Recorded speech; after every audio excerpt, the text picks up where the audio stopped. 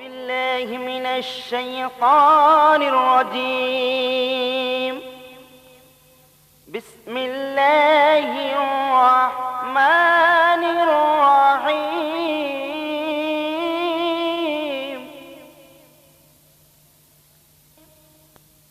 إن الله وملائكته يصلون على النبي يا أيها الذين آمنوا صلوا عليه وسلموا تسليما. اللهم صل على سيدنا مولانا محمد وعلى آل سيدنا مولانا محمد. وقد قال الله تعالى في كلامه المزيد والفرقان الحميد: نحمده ونصلي على رسوله الكريم. أما بعد. শ্রদ্ধেয় সম্মানীয় ক্যাসেট প্রেমী শ্রোতাবৃন্দ, আজ আপনাদের কাছে আমার শ্রদ্ধেয় কবি গুলজার সিপাহী সাহেবের ইজাজাতে অলির কথা যে বন্দুকের গুলি এই নামের উপর আলোকপাত করতে চলেছি। ভাই, আল্লাহ পাক আমাদের দুনিয়ার জমিনে সর্বশ্রেষ্ঠ করে আমাদের প্রেরণ করেছেন নাকি ভাই? জি জি। কিন্তু আজ আমরা সেই ইনসান, আমাদের ইনসাফ নাই। ভালো মন্দ জেনে বুঝেও তাকে যাচাই বাছাই করার প্রয়াস আমরা মনে করি না। একজন মোল্লাজি, মানে আমপাড়া পড়া মোল্লাজি, তো তিনি এক বুজুর্গর কাছে গেছেন, গিয়ে বলছেন, হুজুর আমাকে বায়াত করতে হবে। হুজুর বলছেন, বাবা আমি তোমায় বায়াত করব, কিন্তু দুনিয়াতে সব থেকে যে জিনিসটা খারাপ সেই জিনিসটা আমার কাছে নিয়ে আসতে হবে, তবেই তোমায় বায়াত করব। তো মোল্লাজি চিন্তা করছে, দুনিয়ায় তো অনেক খারাপ আছে, তো সব থেকে খারাপ জিনিস কোনটা? বাড়িতে এসে চিন্তা করছে। তো বাড়িতে একটা পোষা কুকুর ছিল, সেই কুকুরটা এমন সময় ঘ্যাও ঘ্যাও করে উঠলো। মোল্লাজি ভাবলো যে সব থেকে দুনিয়াতে যদি খারাপ জিনিস থাকতে হয় তো সেটা হলো এই কুকুর, এর থেকে খারাপ জিনিস আর দুনিয়াতে মনে হয় দ্বিতীয় কেউ নাই। তখন মোল্লাজি কি করলো, দড়ি দিয়ে ভালো করে কুকুরের গলায় বেঁধে টেনে টেনে নিয়ে যাচ্ছে। কোথায়? সেই অলির কাছে। কুকুরকে যখন টেনে টেনে মোল্লাজি নিয়ে যায়, আল্লাহর কুদরতে সেই কুকুরের জবান খুলে যায়। কুকুর বলে, মোল্লাজি রে, এত জোরে আমার গলায় বেঁধে টেনে টেনে আমায় কোথায় নিয়ে যাও? মোল্লাজি বলছে যে আমায় একজন বুজুর্গ বলেছে যে দুনিয়াতে সব থেকে যে জিনিসটা খারাপ তাকে আমার কাছে নিয়ে আসতে হবে। তো আমি অনেক চিন্তা ভাবনা করি ঠিক করলাম যে তোর থেকে খারাপ নিকৃষ্ট আর দুনিয়াতে কেউ নাই। সেই কুকুর তখন বলে, ও মোল্লাজি রে, তুমি এমন করে আমায় বলো না, বলো না। আল্লাহ রাব্বুল আলামিন আমায় নিকৃষ্ট জীব করে দুনিয়ার মধ্যে প্রেরণ করেছেন, কিন্তু ও মোল্লাজি তুমি ভুলে যেও না, আমি হলাম তোমার পোষা কুকুর। আমায় তুমি রাত হলে ছেড়ে দাও এবং সারাদিন দড়ি দিয়ে বেঁধে রেখে দাও। আমি সারা রাত ধরে জেগে জেগে তোমার বাড়িখানা পাহারা দিই, যেন কোনো চোর না আসে, যেন কোনো ডাকাত না আসে, কেউ দুষ্কৃতী লোক যদি আসে আমি তোমায় ঘ্যাও ঘ্যাও করে জাগিয়ে দিই। মোল্লাজি, তার বিনিময়ে আমায় তুমি কি দাও? এক মুঠো ভাত দাও। তো সারাদিন মানে তোমার এই মেহনত করি, তোমার এই বাড়ি পাহারা দিই বলে তার জন্য তোমায় দাও, নইলে কি তুমি আমি দিতে না? তো আমি খারাপ হলাম কি করে? আমি তো ফ্রি পকেটে খাইনি কি গো? হ্যাঁ, তার বিনিময়ে আমি কিছু করি, তবেই আমায় তুমি দুমুঠো দাও। তো আমায় খারাপ তুমি মানে কিভাবে বলছো? মোল্লাজি চিন্তা করলো, ঠিকই বলেছে, কুকুর খারাপ হতে পারে না, তো দুনিয়াতে খারাপ কি আছে চিন্তা করছে। তো ভাই, মোল্লাজি বাইরে বার হয়ে গেছে। আপনারা শুয়োর দেখেছেন? শুয়োর, জিঞ্জির গো, তো সেই শুয়োর সামনে পড়ে গেছে। তখন মোল্লাজি সেই দড়ি ছিল কাছে না, সেই দড়িটা নিয়ে শুয়োরের ভালো করে গলায় বেঁধে টেনে টেনে নিয়ে যায়। আল্লাহ রাব্বুল আলামিনের কুদরতে শুয়োরের জবান খুলে যায়। শুয়োর বলে, মোল্লাজি রে, এমন করে দড়ি দিয়ে বেঁধে আমায় টেনে টেনে কোথায় নিয়ে যাও? মোল্লাজি বলে, আমার হুজুরের দরবারে। বলে, কেন? না, দুনিয়াতে সব থেকে খারাপ জিনিস হলি তুই, শুয়োর, তোর থেকে খারাপ আর কেউ নাই, সেই জন্য তোকে আমার হুজুরের দরবারে নিয়ে যাচ্ছি। তখন শুয়োর বলে, ও মোল্লাজি রে, আল্লাহ রাব্বুল আলামিন আমায় নিকৃষ্ট করে দুনিয়ার জমিনে প্রেরণ করেছেন, তাতে আমার দুঃখ নাই, কিন্তু ও মোল্লাজি ভুলে যেও না, ভুলে যেও না, আজকাল শহরে নগরে এত মানুষ, হাজার হাজার লক্ষ লক্ষ মানুষ যেখানে সেখানে কত পায়খানা করে ভরিয়ে দেয়। আমার নাম শুয়োর, আমি সেই পায়খানাগুলো সব চেটে চেটে খেয়ে খেয়ে পরিষ্কার করে দিই। আর আমি শুয়োর, ওই পায়খানাগুলো যদি না খেতাম, সেই পায়খানাগুলো পচে পচে দুর্গন্ধ হয়ে তাতে নানান রকম জীবাণু তৈরি হতো। সেই জীবাণু যদি আবার মানুষকে কামড়াতো, নানান রকম বিমারিতে ভরে যেত, যেত না? তো আমি শুয়োর, কিন্তু আমি কত মানুষের উপকার করি, তোমাদের কত উপকার করি বলো, আমি খারাপ হলাম কি করে? মোল্লাজি বলছে, সত্যি তো, ঠিকই বলেছে, শুয়োর যদি না থাকতো সারা দুনিয়া পায়খানায় পায়খানায় ভরে যেত। খুব চিন্তাই পড়ে গেছে মোল্লাজি। এমন সময় বাড়িতে এসে খুব খিদে লেগেছিল, তো ভালো করে পেট মোটা করে খেয়েছে, খেয়ে এমন সময় পায়খানা পেয়ে গেছে। তো খালের ধারে গিয়ে পায়খানা করছে, পায়খানা করতে করতে এমন সময় পায়খানার দিকে নজর পড়ে গেছে। তখন মোল্লাজি চিন্তা করছে যে দুনিয়াতে সব থেকে যদি খারাপ জিনিস হয় এই পায়খানা। তখন মোল্লাজি কি করেছে, একটা ওই আপনার পলিথিন প্যাকেটে তাতে ভর্তি করে পায়খানা কিছু নিয়ে হেঁটে নিয়ে যাচ্ছে কোথায়? হুজুরের দরবারে।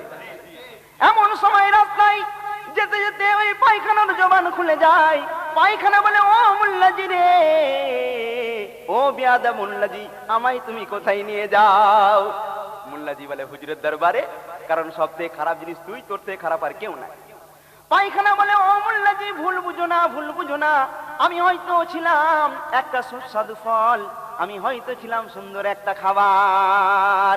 ও মানুষ, তুমি আমায় যখন ভক্ষণ করলে, আমায় যখন তুমি খেয়ে নিলে, তোমার উদরের মধ্যে পুরে দিলে, তুমি এত বাজে, এত অপরিষ্কার, এত দুর্গন্ধময় তোমার ভিতরটা, তোমার মধ্যে গিয়ে আমি থাকতে পারলাম না, সেই জন্য ময়লা পায়খানা হয়ে আমি বার হয়ে যেতে বাধ্য হয়ে গেলাম। বলো, আমি তো একটা সুন্দর ফল ছিলাম, একটা আপেল ফল ছিলাম, একটা আঙ্গুর ছিলাম, হ্যাঁ, তোমার মধ্যে গিয়ে আমি আর থাকতে পারলাম না, তো আমি খারাপ না তুমি খারাপ? মোল্লাজি চিন্তা করলো, ঠিকই বলেছে। সন্ধ্যা হয়ে আসছে, এমন সময় মোল্লাজি আস্তে আস্তে আস্তে সেই বুজুর্গের মানে সেই অলির দরবারে পৌঁছে গেলেন। অলি বললেন, বাবা মোল্লাজি, দুনিয়াতে সব থেকে যে খারাপ জিনিস সেটা আমি তোমায় আনতে বলেছিলাম, এনেছো? মোল্লাজি বললেন, হুজুর এনেছি। বলল, কই বাবা? তখন মোল্লাজি বলছে, হুজুর, দুনিয়াতে সব থেকে যদি খারাপ জিনিস থাকতে হয় তো সেটা হলো আমি। আমি মানুষ, আমার থেকে খারাপ বুঝি দুনিয়াতে আর কেউ নাই। তো ভাই আমার, আজ আমরা মানুষ, আজ আমরা যার খাই তার গুণ গাই না। কি ভাই? আল্লাহ পাক যে আমাদের দুনিয়ার জমিনে সৃষ্টি করেছেন কি জন্য, সে কথা আমরা চিন্তা করি না। তাই এই মুহূর্তে আমার প্রিয় কবি গুলজার সাহেবের কয়েকটি ছন্দ মনে পড়ে যায়। কবি বলছেন, তিনার নিজস্ব সুর দেখুন কত সুন্দর করে লিখেছেন। ও আমার মন তোতা পাখি, আমার মন তোতা পাখি, আমার মন তোতা পাখি, একবার লা ইলাহা, ও একবার লা ইলাহা বলো তো দেখি, একবার লা ইলাহা বলো তো দেখি, আমার মন তোতা পাখি, আমার মন তোতা পাখি, আমার মন তোতা পাখি। যখন আসবে সমন, যখন আসবে সমন, বাঁধবে কোষে, কথা বলতে দেবে কি, কথা বলতে দেবে কি, দেবে কি, আমার মন তোতা পাখি, আমার মন তোতা পাখি। ভবের মাঝে এসে মিছে মায়ার জালে পড়ে, তুই ভুলে গেলি তারে, ভবের মাঝে এসে মিছে মায়ার জালে পড়ে তুই ভুলে গেলি তারে।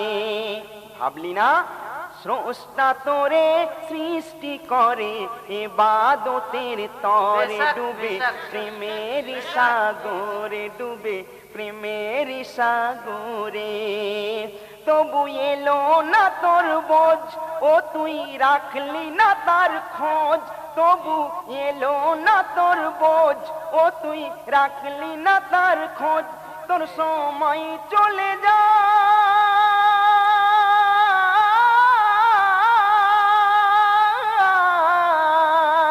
তোর সময় চলে যাই লোভ লালসাই। কি হবে তোর শেষের বেলায়, ওরে কি হবে তোর শেষের বেলায়। ভাবলি না দেখি, ও তুই ভাবলি না দেখি, আমার মন তোতা পাখি, আমার মন তোতা পাখি, আমার মন তোতা পাখি। মাটি থেকেও শিক্ষা নেওয়া যায়। কবি বলছেন, বলে মাটি যদি খাঁটি হতে তুমি চাও, মোমের মতো গলে যাও। বলে মাটি যদি খাঁটি হতে তুমি চাও, মোমের মতো গলে যাও। আর মম বলে জ্বলে জ্বলে নিজেকে হারায়, তবু দুঃখ আমার নাই, তবু দুঃখ আমার নাই। কেন? যদি আমার এসে বাই খোদার বান্দা খুশি হয়, যদি আমার এসে বাই খোদার বান্দা খুশি হয়, তবে সার্থক হবে,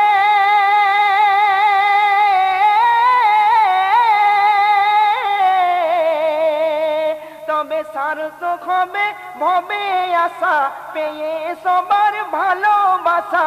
মেটে যদি মনের আশা, দুঃখ রইল কি, আমার দুঃখ রইল কি।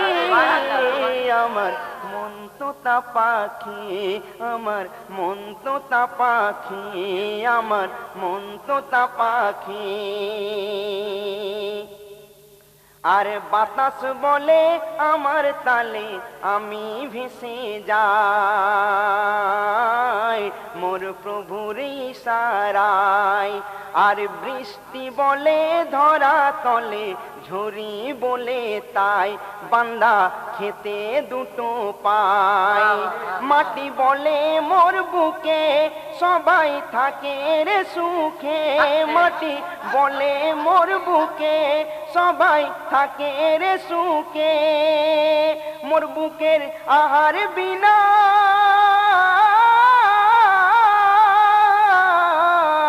মোর বুকের আহার বিনা কেউ বাঁচে না। ও মুমিন যার খাবি তার গুণ গাবি না। একই গুস্তাখি, ওরে একই গুস্তাখি। আমার মন তোতা পাখি, আমার মন তোতা পাখি, আমার মন তোতা পাখি। ভাই আমার, আমরা সবাই বহু ইবাদত বন্দেগী করি, তাই না? এক বাদশা একটা তোতা পাখি পুষেছিলেন। সেই পাখিকে খুব ভালোবাসতেন, খুব মহব্বত করতেন, এবং সেই পাখিকে একটা বুলি শিখিয়েছিলেন, কলমায়ে লা ইলাহা ইল্লাল্লাহ, লা ইলাহা ইল্লাল্লাহ। হর ওয়াক্ত সুবহ শাম সেই পাখিটা এই কলমাটা পড়তো। বাদশা যখনই শুনতেন তার মনখানা খুশিতে ভরে যেত। একদিন একটা সভা বসেছে, বাদশা জাহাপানা সেখানে হাজির রয়েছেন, সেই পাখিটাও সামনে রয়েছে। এমন সময় একটা বিড়াল গিয়ে সেই পাখিটার গর্দানে ধরলো। পাখিটা ক্যাঁ ক্যাঁ ক্যাঁ ক্যাঁ করে মৃত্যুবরণ করলো। এই দৃশ্য দেখে সঙ্গে সঙ্গে বাদশাহ বেহুশ হয়ে গেলেন। সমস্ত লোকজন বাদশার মাথায় পানি ঢেলে বাদশার হুঁশ করালেন। জিজ্ঞাসা করলেন, জনাব আপনি বেহুশ হলেন কেন? তখন বাদশা কাঁদতে কাঁদতে বলে, ভাই রে, আমি বড় আদর করে, বড় ভালোবেসে, বড় মোহাম্মত করে এই পাখিটাকে একটা বল শিখিয়েছিলাম, লা ইলাহা ইল্লাল্লাহ। হর ওয়াক্ত সর্বসময় পাঠ করতো, এই কলমা ছাড়া কিছু জানতো না। কিন্তু আমি বেহুশ হয়ে গেলাম যে ওর যখন শেষ অন্তিম কাল যখন সময় হাজির হলো, ও যখন বিদায় নিল, তখন কিন্তু ওই কলমাখানা ও জবানে পড়তে পারলো না, বালকে ওর নিজের ভাষা ক্যাঁ ক্যাঁ করেই মৃত্যুবরণ করলো। আমি এই জন্যই বেহুশ হয়ে গিয়েছিলাম যে আজ আমরা এত ইবাদত বন্দেগী আরাধনা করছি, কিন্তু ওই যাবার বেলায়, বিদায় বেলায়, শেষের বেলায় যদি এই কলমা নসিব হয়ে যদি আমাদের মৃত্যু না হয় তো আমাদের সব বরবাদ হয়ে যাবে। এই দৃশ্য দেখে সেই জন্য আমি বেহুশ হয়ে গিয়েছিলাম। তো ভাই আমার, আল্লাহ রাব্বুল আলামিন আমাদের কত কি দিয়েছেন কি ভাই, কিন্তু তার শুকরিয়া আদায় করি না। আসলে ফ্রি ভক্তি পেয়েছি বলে, তাই না? তাই কই বলছে, আর না চাওয়াতে পেলাম কত খুদার করুণা, প্রভু তার মূল্য দিলি না, ও সাগর মূল্য দিলি না, হাসকাত মূল্য দিলি না। না চাওয়াতে পেলাম কত খুদার করুণা, প্রভু তার মূল্য দিলি না। আর আমার আমার করে গেলি ভেবে দেখলি না, কোথায় তোর আসল ঠিকানা, কোথায় তোর আসল ঠিকানা। একদিন তোর সবারে ছেড়ে যেতে হবে ভব পারে, একদিন তোর সবারে ছেড়ে যেতে হবে ভব পারে। সঞ্চয় কি তো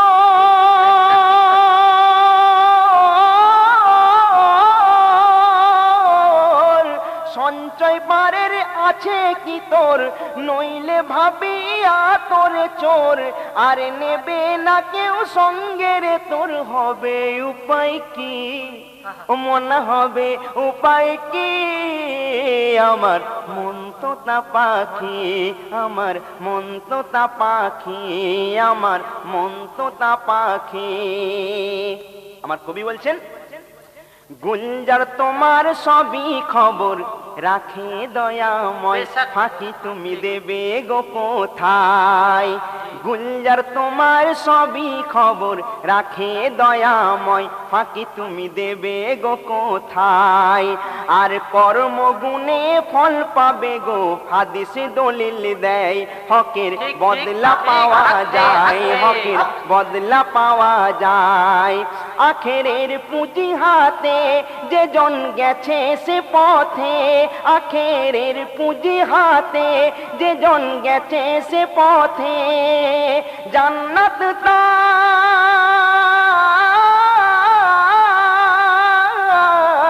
জান্নাত তার ইন্তেজারে, ফরিয়াদ করে খুদার দারে। হুর ফেরেশতা তাজিম করে, কয় দাও বুকে রাখি, এ বান্দা দাও বুকে রাখি। আমার মন তোতা পাখি, আমার মন তোতা পাখি, আমার মন তোতা পাখি, আমার মন তোতা পাখি। তাহলে বোঝা গেল পবিত্র কালামুল্লাহ শরীফের মধ্যে আল্লাহ রাব্বুল আলামিন ঘোষণা করেছেন, তাই আল্লাহর মেহবুব যারা আল্লাহর দোস্ত হয়ে গেছেন, তাদের কোন রকমের কোনো ভয় নাই, তাদের কবু মরণ নাই। আমরা বিশ্বাস করি আল্লাহ ওয়ালারা যে মরে না, এটা আমরা বিশ্বাস করি নাকি? আমরা বিশ্বাস অনেকে করি না।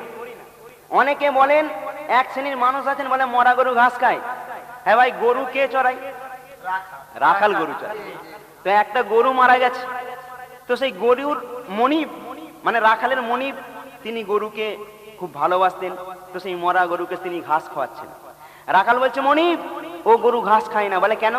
বলে মরা গরু ঘাস খায় না। বলে তুই জানলে কি করে? বলে বাহ, আমি সর্বসময় এই গরুর সঙ্গে থাকি, আর মরা গরু যে ঘাস খায় না এটা আমি ভালো জানি, আপনি ভালো জানবেন না। তো মরা গরু ঘাস খায় না এটা কে ভালো জানে? রাখাল। কিন্তু আল্লাহ ওয়ালারা যে মরে না,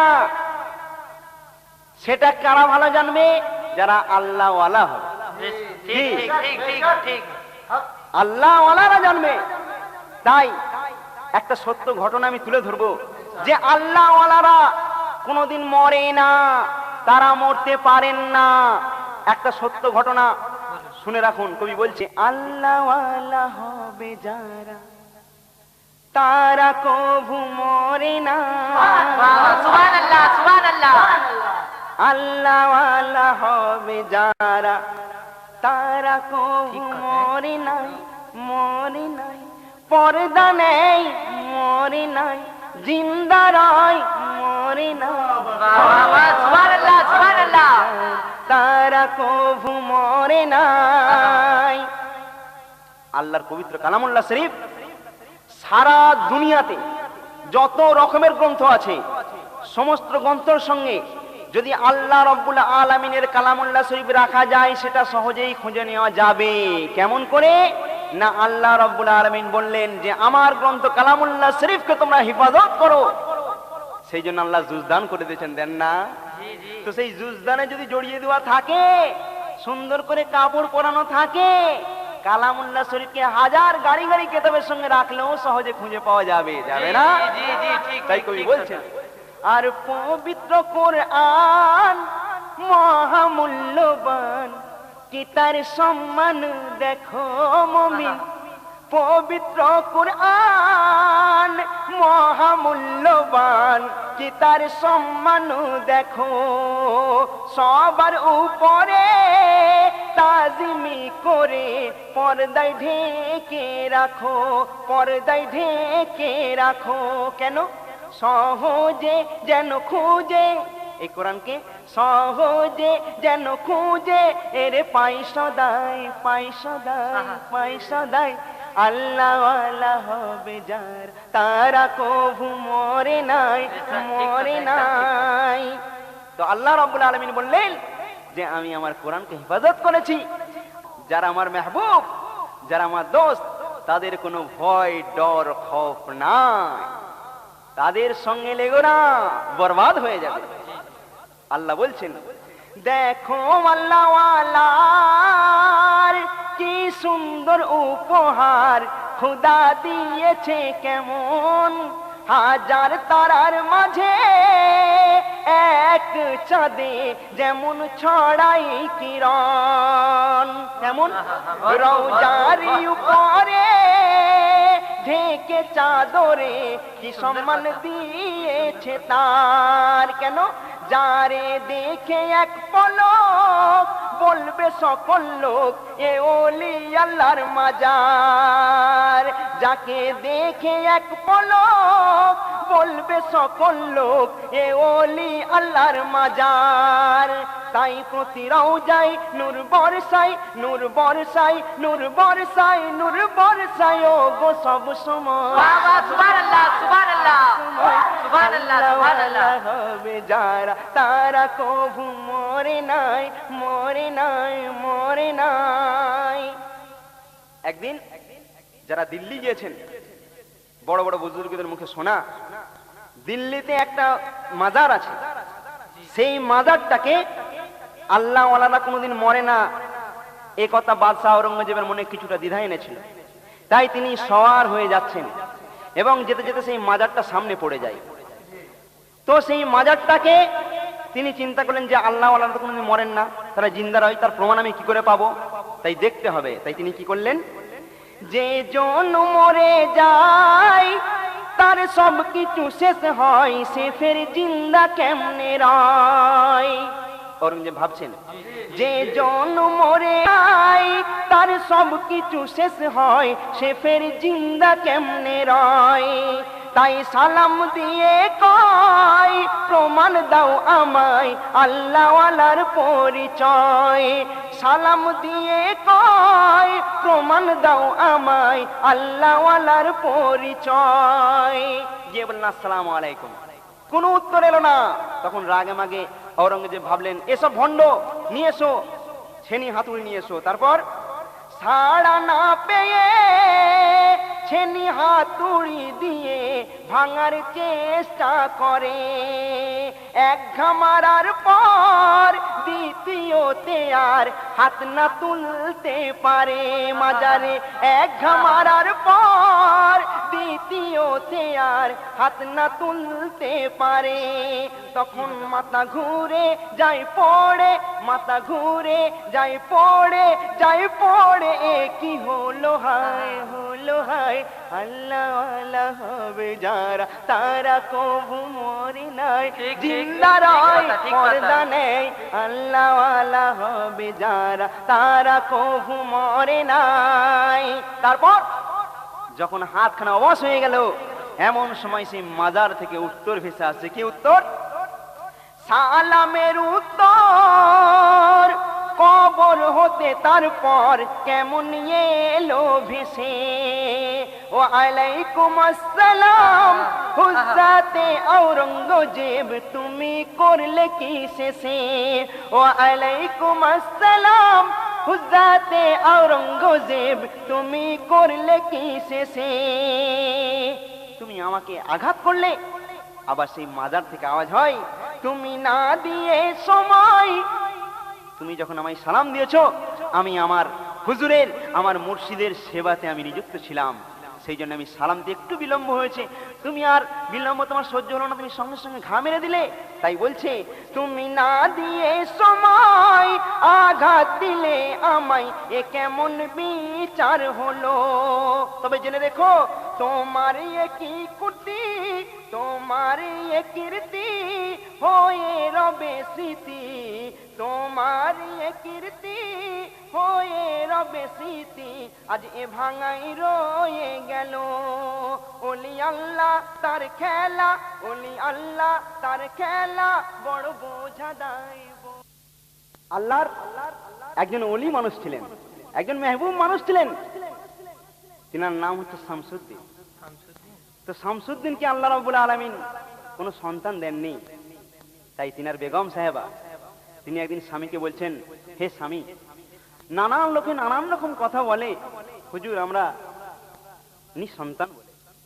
ওলির কথা নাকি বন্দুকের গুলি। যদি আপনি বলেন একটা সন্তান হবে না।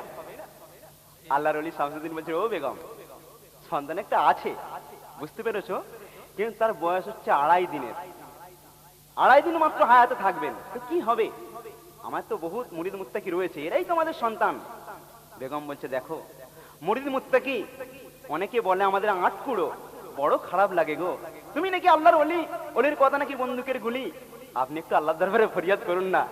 আরে ওই 2.5 দিনের সন্তান, ও যদি হয়েও মারা যায় তবু আমি খুশি, কারণ এই যে আটকুড়ো নামটা তো আমাদের ঘুচে যাবে। জি জি জি জি, ঠিক আল্লাহর ঠিক ওলি ঠিক। আল্লাহর দরবারে ফরিয়াদ করলেন। এমন সময় একটা সন্তান এলো, সন্তান ভূমিষ্ঠ হলো। 2.5 দিন পর ঠিক যথাসময়ে ফেরেশতা আজরাইল এসে হাজির। আল্লাহর ওলিকে সালাম দিয়ে বললেন, হুজুর সময় হয়ে গেছে আপনার বাচ্চার। ওলি গিয়ে বলছে, ও বেগম, বলেছিলাম 2.5 দিনের হায়াত, আজরাইল এসে গেছে, ছেলে তো জান কবজা করবে, তো তুমি এবার দিয়ে দাও।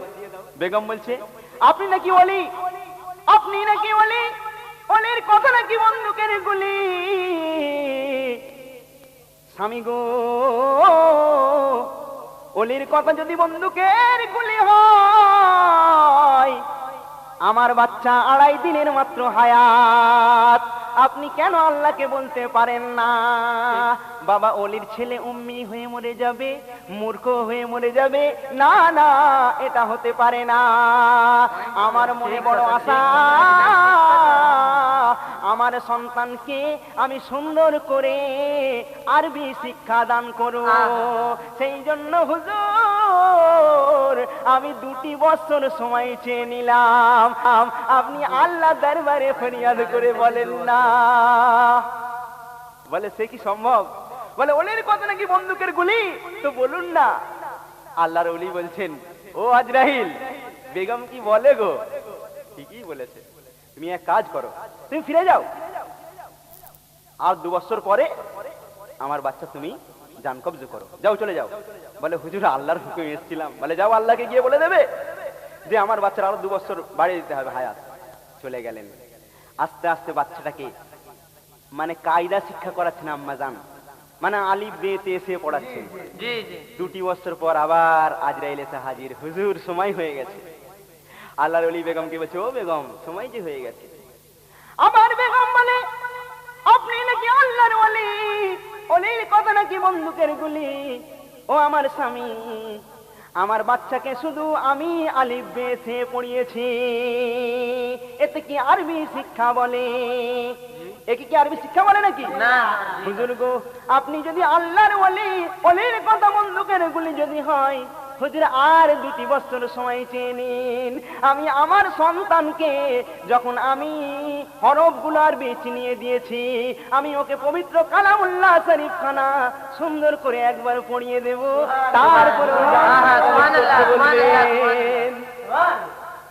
ওলি বলে, ও আজরাইল, বেগম বলে কি গো, যাও যাও যাও, তুমি আল্লাহকে গিয়ে বলে দিও। সত্যিই তো, ওলির ছেলে আর এই কোরআনে হাফেজ হবে না, তুমি এক কাজ করে চলে যাও, ভালো করে কোরআন শরীফটা শিক্ষা হয়ে গেলে 2 বছর পর তুমি এসে জান কবজ করবে।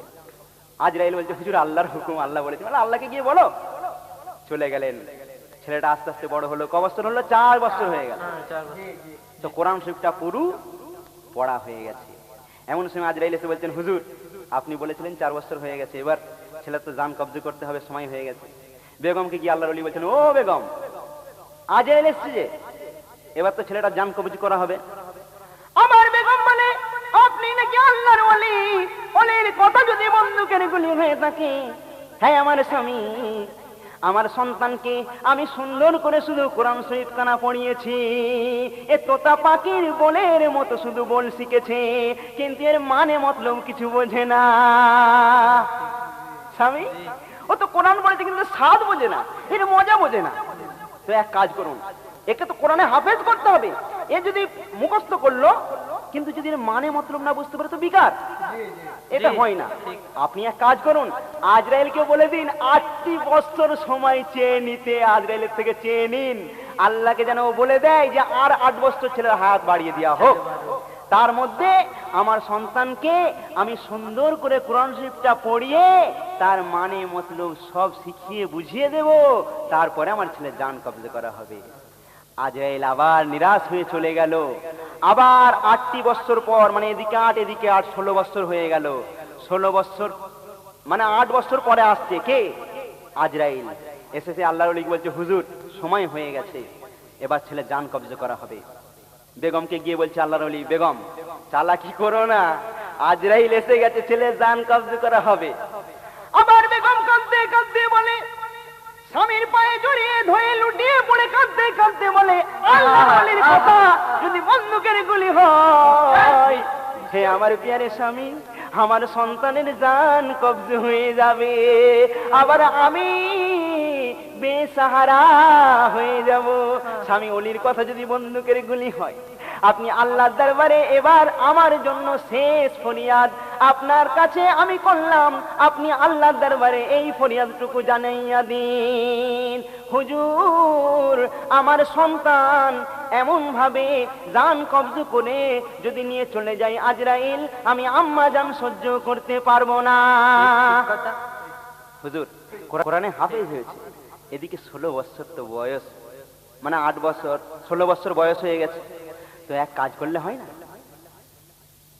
আমার সন্তানের যদি একটা বিয়ে দিয়ে দিই, একটা শাদী দিয়ে দিই, তো বাসর রাতে আমার ছেলে জান কবজ করতে বলবেন, তাহলে আমার কোনো দুঃখ থাকবে না, কারণ আমার ছেলে যাই যাক, আমার বউ তো থাকবে, তো আমার সমস্ত দুঃখ বেদনা আমি নিবারণ করে নেব ওই মেয়েটাকে নিয়ে, ওই আমার বউকে নিয়ে, তাই না? তো আল্লাহর ওলি বললেন, দেখো বেগম বারবার আজরাইলকে ফিরিয়ে দিচ্ছে ঠিক নয়। বলল, হুজুর এটা আমার শেষ মিনতি, হুজুর আজরাইলকে বলে দিন যে আমার ঠিক 16 বছর পূর্ণ হবে, আমার সন্তানের বিবাহ হবে, এবং বাসর রাতে আমার ছেলের জানখানা কবজ করে নিও। আজরাইল চলে গেল, শেষ চলে গেলেন, বুঝতে পেরেছেন? আবার ঠিক 16 বছর পর ধুমধাম করে সে আল্লাহর ওলি শামসুদ্দিনের সন্তানের বিবাহ হচ্ছে। সুন্দর বেগম বাসর রাতে স্বামীকে নিয়ে তার দুলহান মানে ইন্তজার করছে। এমন সময় মা গিয়ে বলছে, মা, সে আল্লাহর ওলির বেগম গিয়ে বলছে, শোনো মা, শোনো, তোমার এই যে স্বামী, একে আমি বহু কষ্টে 2.5 দিনের হায়াত চেয়ে চেয়ে চেয়ে চেয়ে 16 বছর পর্যন্ত আমি নিয়ে এসেছি, আমার সমস্ত আবদার শেষ হয়ে গেছে, তোমার স্বামীর আজকে বাসর রাতে এর মৌত হবে, তুমি যদি একে রাখতে পারো, রুখতে পারো তো রুখো মা, আমার আর কিছু করার নাই, আমি চললাম। এমন সময় যত সময় আজরাইল এসে হাজির, হুজুর আপনার সন্তানের সময় হয়ে গেছে, জান কবজে করা হবে। শ্বশুর তাড়াতাড়ি করে এসে সেই ছেলের ঘরে ঢুকে বলছে, ও বৌমা শোনো শোনো, মা একটা কথা আছে, আমি তো আজরাইলের সঙ্গে আমার কারার ছিল যে বাসর রাতে আমার সন্তানের জান কবজে হবে, তো মা তুমি একটু সরে যাও মা, আজরাইলের রুহুখানা কবজে করে নিয়ে চলে যাক। এমন সময় সেই ছেলের বউ শ্বশুরকে বলে, এই আব্বাজান, আপনি নাকি ওলি, আর ওলির কথা বন্দুকের গুলি, আপনি জেনে শুনে কেন আমায় এত বড় ব্যথার সাগরে ডুবাচ্ছেন? আপনি জানতেন যে আপনার সন্তানের বাসর রাতে জান কবজ করা হবে। নারীদের প্রধান সম্পদ হচ্ছে তার স্বামী। আমার স্বামীকে এই বাসর রাতে এমন ভাবে কেড়ে নিতে পারেন না। যদি আপনি জানতেন, আপনি ওলি নন, আপনি হলেন জালেম। আমি আল্লাহর দরবারে আপনার জন্য ফরিয়াদ করব। আল্লাহর ওলি বলছেন, ঠিকই তো, মেয়েদের প্রধান সম্পদ হচ্ছে কি? তাদের স্বামী।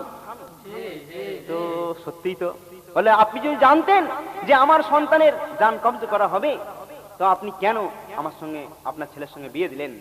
এমন সময় আল্লাহর ওলি শামসুদ্দিন বলছেন, ও আজরাইল, যাও, তুমি আমার সন্তানের জান কবজ করতে পারবে না। বললো, হুজুর রাজ্যের সময় ছিল, আল্লাহর যে হুকুম এসেছে, বলে যাও আল্লাহকে গিয়ে বলে দাও আমার সন্তানের জন্য আরো 100 বছর হায়াত যেন আল্লাহ বাড়িয়ে দেন। বলুন সুবহানাল্লাহ, সুবহানাল্লাহ, সুবহানাল্লাহ। কবুল হয়ে গিয়েছিল, বলুন সুবহানাল্লাহ। জোরে বলুন না সুবহানাল্লাহ। একবার দরুদের নজরানা পড়েন, আল্লাহুম্মা সাল্লি আলা সাইয়্যিদিনা মাওলানা মুহাম্মদ ওয়া আলা আলি সাইয়্যিদিনা মাওলানা মুহাম্মদ। তো যাই হোক, হাতে সময় খুব কম, তো যেটা বলছিলাম, আল্লাহর ওলিদের জওয়ানের কত বড় তাসির বলুন তো।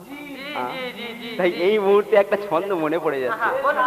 কবি বলছেন, যে মিমের ডালে মধুর তালে ভ্রমর নেচে যায়,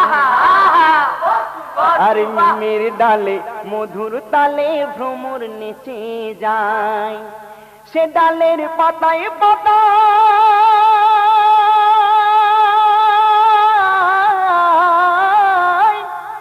সে ডালের পাতায় পাতায় জিল্লা মারে, সে ডালের পাতায় পাতায় জিল্লা মারে, গৌসুল আজম লেখা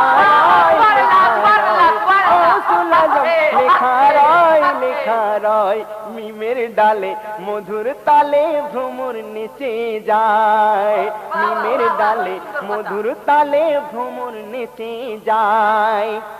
আমার গৌস পাক আব্দুল কাদের জিলানী রহমাতুল্লাহি আলাইহি ওই সাগর শৌকতের মতো বাচ্চা ছেলে, বুঝতে পেরেছেন, মাদ্রাসায় পড়াশোনা করেন।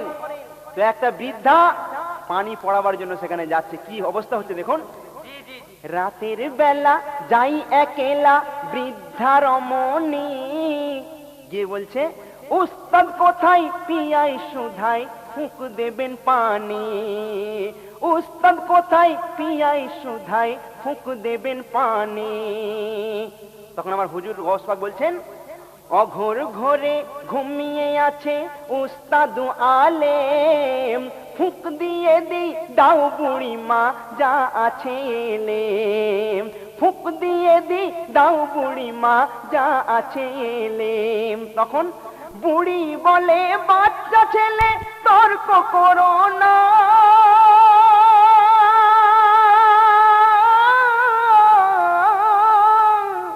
বুড়ি বলে, বাচ্চা ছেলে তর্ক করো না, কেন? আর কি জানো ওই ফুকের তুমি, কিন্তু মাসুম বাচ্চা, আর কি জানো ওই ফুকের তুমি, বারে বারে বুড়ি কয়, মিমের ডালে মধুর তালে ভ্রমর নেচে যায়। গৌস পাক বলছেন, দেখো বুড়ি, চালাকি করো না, আমার হুজুররা সব ঘুমিয়ে পড়েছে, এখন ডাকা যাবে না, তুমি এক কাজ করো, পীর জিলানী বলেন পানি পড়ে দি আমি। ও বুড়ি, আর এক কিনে যাও নিয়ে যাও ফল পাবে তুমি। পীর জিলানী বলেন পানি পড়ে দিই আমি, এক কিনে যাও নিয়ে যাও ফল পাবে তুমি। তারপর বুড়ি কিছু দূরে আছে, সেখান থেকে গৌস পাক কি করছেন, কিছু না বলে সেই বোতলে ফুঁক দিয়ে দিল, সেই পাড়ি পড়া নিয়ে বুড়ি ফিরে চলিল। বুড়ি অবাক, দূর থেকে একটুখানি ফুঁক দিয়ে বলছে, বুড়ি হয়ে গেছে, ফুঁক দেওয়া হয়ে গেছে, যাও যাও তুমি চলে যাও। বুড়ি বলে, এ কি রে ভাই, তুমি অত দূরে আর আমি এত দূরে, তুমি একটুখানি ফুঁক দিলে বলে ফুঁক হয়ে গেছে? বলে যাও যাও তুমি চলে যাও, চলে যাও, বেশি ডিস্টার্ব করো না, হুজুররা সব ঘুমিয়ে আছে। তখন বকর বকর করে বুড়ি ফিরে যায় বাড়ি,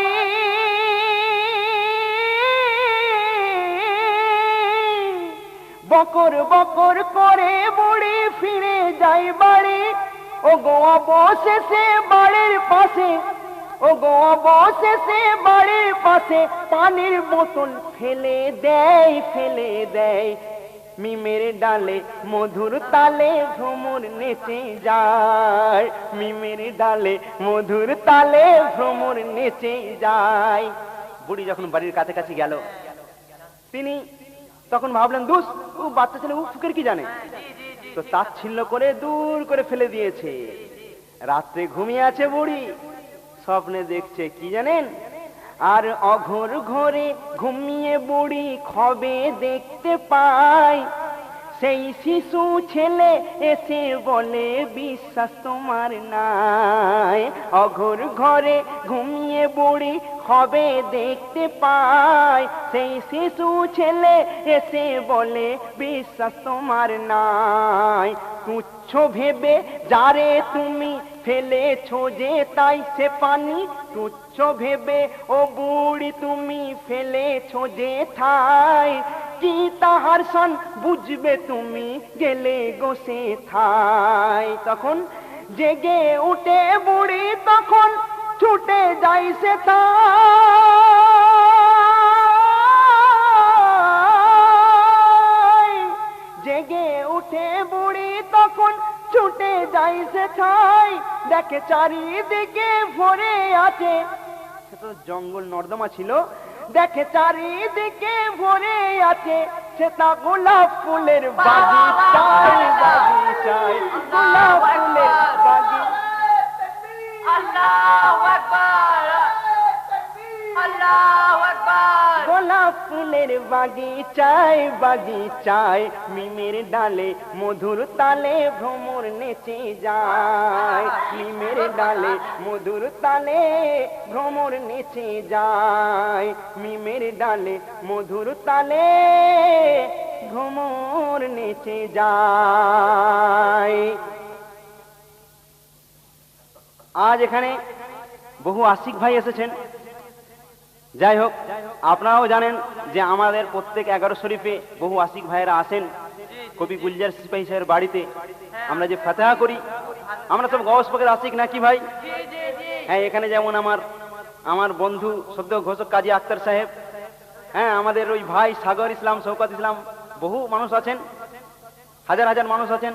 তো যারা গৌস পাকের আশিক, তো গৌস পাকের আশিক হলে, পীরের আশিক হলে তার কি মর্যাদা আছে, এবং তারা দুনিয়া থেকে যখন বিদায় নেবে সেই কবরে তাদের জন্য স্পেশাল তোফা আছে। সেটা কি? মন দিয়ে শুনবেন, যে মন কেড়ে নাকি সমস্ত মানুষকে সাজা দিয়ে এসেছে। আসে না? কবরে গেলেই মন কেড়ে নাকি আসে তো, হ্যাঁ, বলে ডান্ডা মেরে ঠান্ডা করে দেয়। কিন্তু গৌস পাকের আশিক, আর গৌস পাকে একজন ওলি জিজ্ঞাসা করছেন, হুজুর আপনাকে যখন দাফন করা হলো তো মনকে নাকি ফেরেশতা নিশ্চয়ই এসেছিল? বললো হ্যাঁ। বললো সেই তাদের হাত থেকে আপনি নাজাত পেলেন কি রূপে? তো সেই ঘটনা আমার কবি গুলজার সিপাহী সাহেব কত সুন্দর করে লিখেছেন, একটু মন দিয়ে শুনবেন। কবি বলছেন, ইসকে এলাহিতে পাই তোমায় দেখিতে, তোমার নামের বরকত দুনিয়া আখিরাতে, তুমি সখা মোরে আকা, তুমি সখা মোরে আকা, মন চাই তোমায় দেখিতে, ইশকে ইলাহিতে পাই তোমায় দেখিতে, তোমার নামের বরকত দুনিয়া আখিরাতে। এক সওয়ালি সওয়াল করে মোর গৌস জিলানীকে, মুনকের নেকির হাত হতে নাজাত পেলেন কি রূপে। গৌস পাক বলছেন, এই বেয়াদব, তুমি বলো মুনকের নেকির হাত হতে আমি রেহাই পেলাম কি রূপে? না, বরং তারা আমার হাত হতে কিভাবে মানে মুক্তি পেল। ওই বলছেন প্রশ্নকারী গৌস পাক বলছেন, আমি যখন আমায় দাফন করা হলো, দুটো ফেরেশতা এলো, এসে বলছে দুজন তর্জন গর্জন করে, ভয়াল ভয়ঙ্কর মূর্তি ধরে কবরে প্রবেশ করে। কর্কশ গলে দুজন মিলে জিজ্ঞাসা করে, মান রব্বুকা মান নবিয়ুকা মান দিনুকা, প্রশ্ন করে কে তোমার প্রতিপালক, কে তোমার প্রতিপালক, কে তোমার পয়গম্বর, ধর্ম কি বলো নইলে ডান্ডা মেরে দেব পুঁতে। ইশকে ইলাহিতে পাই তোমায় দেখিতে, তোমার নামের বরকত দুনিয়া আখিরাতে। আমায় যখন এই প্রশ্ন করলো, গৌস পাক বলছে, আমি তখন বললাম, তোমরা কি মুসলমান বলো? আমি বলিলাম। বললো হ্যাঁ। বলে যদি তাই হয়, প্রথমে সালাম, পরে মুসাফা, শেষে হয় কালাম। মুমিনের সাথে মুমিনের এ কেমন ব্যবধান, বুঝবো কেমনে আজ এখানে তোমরাও মুসলমান। তোমরা কই সালাম দিলে আমি বুঝবো কি করে যে তোমরা মুসলমান? তখন লজ্জিত হয়ে দুজনাই সালাম আমারে জানাই, লজ্জিত হয়ে দুজনাই সালাম আমারে জানাই, মুসাফার জন্য হাত বাড়াই দুজনাই একই সাথে। ইশকে ইলাহিতে পাই তোমায় দেখিতে। যখন আমার সঙ্গে, ভাই কি সুন্দর কথা দেখুন, মুনকের নেকি যখন আমার সঙ্গে মুসাফা করলো, আমি আর ছাড়িনি। গৌস পাক বলছেন, হাত শক্ত করে চেপে ধরে বলি তাদের, হাত শক্ত করে চেপে ধরে বলি তাদের, মোর সওয়ালের জবাব না দিলে দেব না গো ছেড়ে। হয়ে নিরুপায় অসহায় কয় করুণ সুরে। ফেরেশতারা বলছে, প্রশ্ন আপনার, বলুন এবার যাই প্রাণ যেন ছিড়ে। বাবারে সাজা কি কঠিন।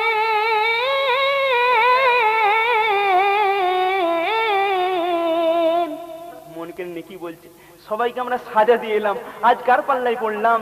বাবারে সাজা কি কঠিন, কেউ দেয়নি তো কোনো দিন, এলাম সাজা দিয়ে চিরদিন, আজ পড়লাম এ কার হাতে।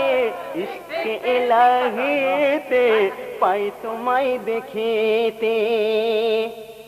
তখন গৌস পাক মুনকের নেকিকে বলছে, আল্লাহ বলেন, ইন্নী জাইলুন ফিল আরদি খলিফাতান। এর মানে সৃষ্টি হবে, বিশ্ব হবে খলিফার আগমন। আল্লাহ যখন ইচ্ছা করলেন যে আমি আদমকে সৃষ্টি করব, তখন দিয়ে বাধা বললে খুদা এরা করবে গন্ডগোল। বলেছিলে না?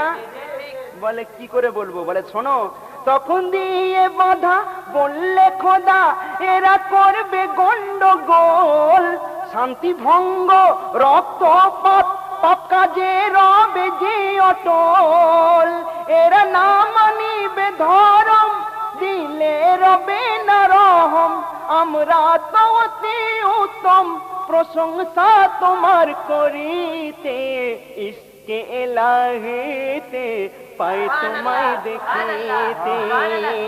এই কথা তোমরা বলেছিলে না যে আল্লাহ আদমকে বানাবেন না, আমরাই তো সর্বশ্রেষ্ঠ, আমাদের মতো এত ইবাদত আর কেউ করতে পারবে না।